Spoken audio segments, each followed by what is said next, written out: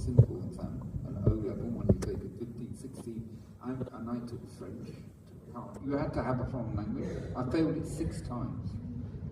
I never passed it, so I didn't get into any university. And I went and worked as a technician in a brewery, Guinness actually. I eventually was let in, but why I mention that is, if you fail early on, you can get very resilient, resolute almost. You're rejected, and if you don't sort of disappear into a flood of tears or whatever, you think, well, I'm just going to get on with it and find a way through it. And what I found is that through different stages of my life, things didn't work, I didn't get a job, all these things. And I just went back into this sort of core of resilience, of keeping going.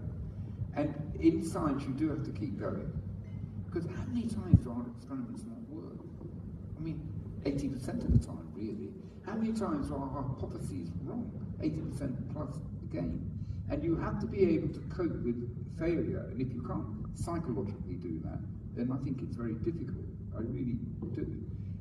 Of course, when something works, and it works beautifully, I mean, it's amazing. But it is so tough getting through it. Most of my time, I told you I have mostly graduate students, and now I get graduate students who never failed anything, the alpha plus, ever.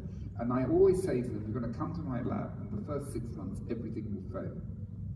And without fail, that's exactly what happens, it always happens.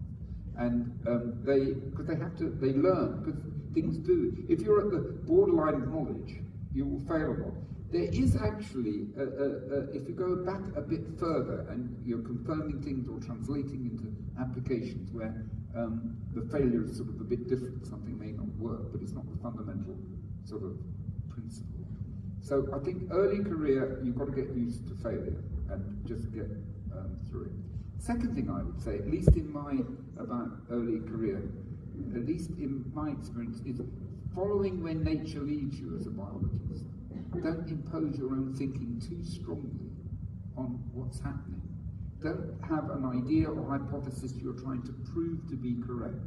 Have an idea or hypothesis that you yourself attack, and listen and look at what nature is giving you. So a number of my advances that I had were entirely because I noticed something which I didn't expect and didn't know about and wasn't thinking about, and took it seriously and found that it told me something new. And that's happened repeatedly.